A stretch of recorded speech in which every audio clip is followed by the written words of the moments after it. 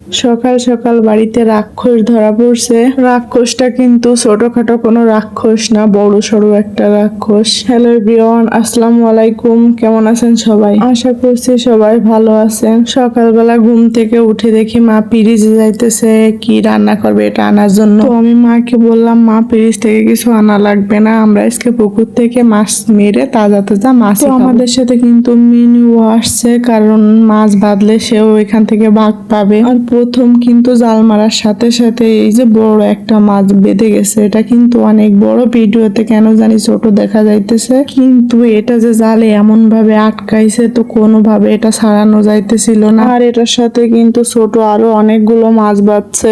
আর এটা দেখে তো মা অলরেডি আমার পর রাগ করা শুরু করে দিছে যে এটা কখন ছাড়াবে এতগুলো, তারপরে আবার কখন এগুলো কাইটে কুটে রান্না করবে, তো লেট হয়ে যাবে অনেক। মা তো মাই হয়, আমি আবদার করছি ছোট একটা, কিন্তু মার কিন্তু কষ্ট ছিল অনেক। তো এখান থেকে আমি দাঁড়িয়ে দেখতেছিলাম গাছে একটা পেঁপে অনেক পেকে গেছে। বাইরে থেকে যদিও পেঁপেটা অনেক ভালো লাগতেছিল, কিন্তু পাড়ার পর দেখি পাখিতে ভিতর থেকে সব খেয়ে শেষ করে ফেলছে। কিন্তু বাইরে থেকে একটুও বোঝা যাচ্ছে না যে পেঁপেটা খাওয়া। আর পেঁপেটা পেরে আমি কিন্তু পুরোই ধোকা খেলাম, পাখিটা কিন্তু আমাদের ধোকা দিয়ে দিল।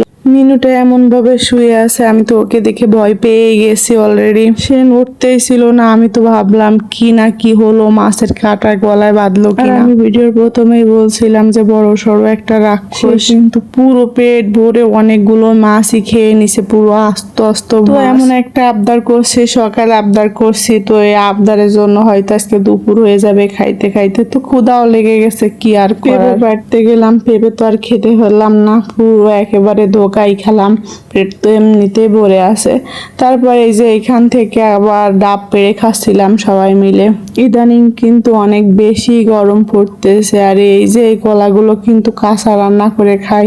তো কাঁচা রান্না করার জন্য রাখা হয়েছে, কিন্তু সবগুলো একেবারেই পেকে গেছে। তো এই কলাগুলো পাকা আসলে খাই কিনা জানি না, তবে আমরা খাই না। এগুলো কাটা হইতেছিল গরুর জন্য, গরুকে দেওয়া হবে। আর বাড়িতে আসলে আমার সব থেকে এই জিনিসটা খুবই ভালো লাগে, কারণ যে কোনো কাজ ভাবি আর মা দুজনে মিলে করে। আর মিনু তো এখান থেকে যাইতেছিল না, একটা নিয়ে কোথায় যেন লুকিয়ে রেখে আবার চলে আসছিল আর একটা নেওয়ার জন্য। আর আমার মা আর বাবির ভিতর কিন্তু অনেক মিল, তারা কিন্তু যে কোনো কাজ দুজনে মিলে সবসময় ভাগ করেই করে। তাদের দুজনের কষ্ট কম হয়, আর তারপরে তারা কিন্তু তাড়াতাড়ি কাজগুলো শেষ করে। গ্রামে আসলে আমার দিনগুলো কিন্তু খুবই ভালো কাটে।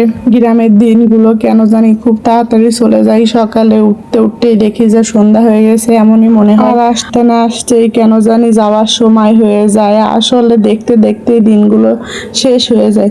যাই হোক, ভিডিওটা আজ এই পর্যন্তই। দেখা হবে নেক্সট কোনো ভিডিওতে। সবাই ভালো থাকবেন, সুস্থ থাকবেন। আল্লাহ হাফেজ।